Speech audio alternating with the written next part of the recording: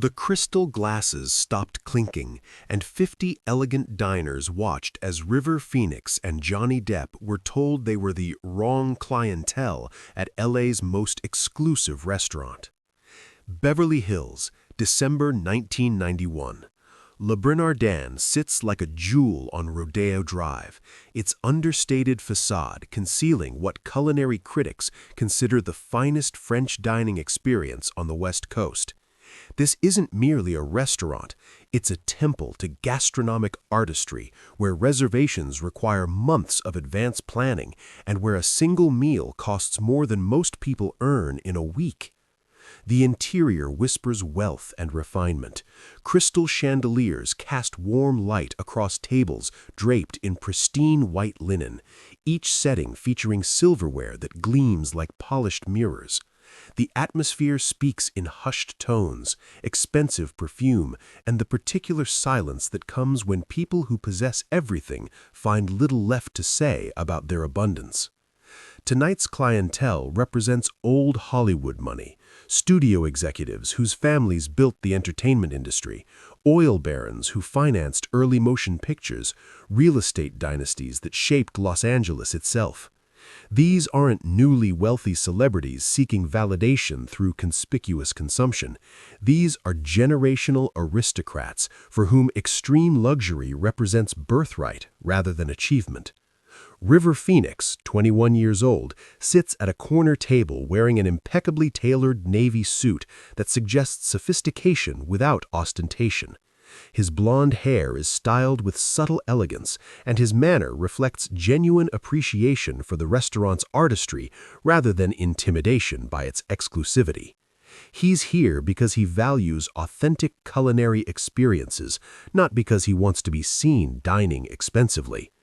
Across from him, Johnny Depp studies the wine list with genuine interest, his own formal attire reflecting personal style within conventional boundaries. At 28, Johnny carries himself with quiet confidence, earned through artistic success rather than inherited privilege. They've chosen Le Bernardin because they respect craftsmanship in all its forms: filmmaking, acting, and culinary excellence.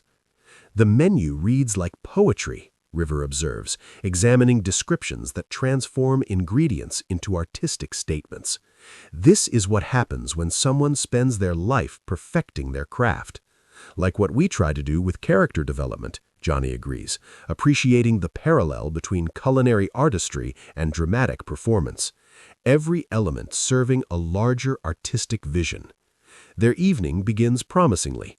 The sommelier discusses wine pairings with sophisticated knowledge, recognizing their genuine interest in enhancing their dining experience rather than simply ordering expensive bottles for status.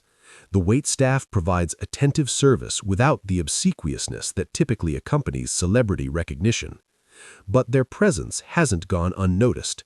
At tables throughout the dining room, conversations include subtle glances toward the two young actors whose recent success has generated significant entertainment industry attention. Most diners recognize them as talented performers worthy of respect, but a few older patrons view their presence differently. That's when Henri Dubois intervenes.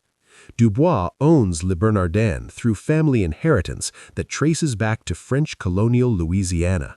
65 years old, silver-haired, wearing a bespoke tuxedo that probably costs more than a luxury car, he moves through his restaurant with the proprietorial authority of someone whose social status has never been questioned by anyone. He approaches their table with practiced elegance, his smile reflecting years of managing elite clientele who expect deference rather than mere service. His manner suggests someone comfortable with power, someone whose opinions shape social acceptance within Los Angeles's most exclusive circles. "Gentlemen," Dubois says, his accent carrying traces of cultivated European refinement, "I trust you're enjoying your evening at Le Bernardin." River and Johnny respond politely, assuming this represents standard hospitality from an owner who takes personal interest in his guests' satisfaction. The wine is exceptional, the service impeccable, the food transcendent, everything worthy of the restaurant's legendary reputation. Dubois nods approvingly, But his expression suggests calculation rather than genuine pleasure at their positive response. He studies both young actors with the assessing gaze of someone evaluating whether their presence enhances or compromises his establishment's reputation. "I've been observing your appreciation for our culinary artistry," Dubois continues, his tone remaining courteous but developing undertones that suggest this conversation serves purposes beyond guest relations. "It's gratifying to see young people who understand fine dining." The compliment feels qualified, as if their age automatically raises questions about their sophistication that older patrons wouldn't face. "However," Dubois adds, his voice dropping to conversational volume that forces them to lean forward, "I feel compelled to address a delicate matter regarding Le Bernardin's clientele standards." River and Johnny exchange glances, sensing the direction this conversation is heading, but hoping they're misinterpreting Dubois' intentions. "You see, Le Bernardin has maintained its reputation for 40 years by carefully curating not just our menu, but our atmosphere," Dubois explains, with the patient tone of someone delivering necessary instruction to people who don't understand sophisticated social dynamics. "Our regular patrons, families who've dined here for decades, business leaders who conduct important negotiations over our cuisine, they expect a certain consistency in their dining experience." 8 seconds pass in mounting tension as Dubois allows his implication to settle without stating it directly. "I'm afraid you represent the wrong clientele for Le Bernardin's established atmosphere," Dubois finally says, his voice carrying practiced diplomatic cruelty. "Your presence, while certainly legal, creates complications for guests who seek discretion in their dining experiences." The words land like physical blows. Around them, other diners continue their conversations, but River and Johnny feel suddenly isolated, as if Dubois' assessment has created an invisible barrier between themselves and the restaurant's accepted social hierarchy. Then River Phoenix sets his wineglass down carefully, his movement controlled and deliberate rather than angry. Johnny mirrors his composure, both actors demonstrating maturity that contradicts Dubois' assumptions about their social sophistication. "Mr. Dubois," River says, his voice quiet but carrying authority that surprises the restaurant owner, "I think you've made an error in judgment that reflects more poorly on your establishment than on us." Dubois' confident expression flickers, not expecting articulate resistance from young actors he'd already categorized as easily managed celebrity problems. River continues, his confidence growing with each word. "You suggest we represent wrong clientele, but your assessment appears based on assumptions about our age and profession rather than our actual behavior or appreciation for your restaurant's artistry." Johnny steps forward in the conversation, supporting his friend's argument. "We came here because we respect culinary excellence, not to make social statements or attract attention. Our dining experience has been exemplary until this moment." The nearby tables grow quieter as sophisticated diners realize they're witnessing something more significant than routine hospitality management. River addresses Dubois' core prejudice directly. "You speak about clientele standards, but real sophistication isn't inherited or purchased. It's demonstrated through appreciation for excellence and respect for others, regardless of their background." The silence that follows carries electric tension. 50 elite diners sense they're witnessing a challenge to social assumptions that have governed exclusive establishments for generations. Margaret Davis, dining at a nearby table, recognizes both the actors and the significance of their response. As entertainment journalist, she understands when private conversations become public statements about industry and social values. Johnny continues their defense with growing passion.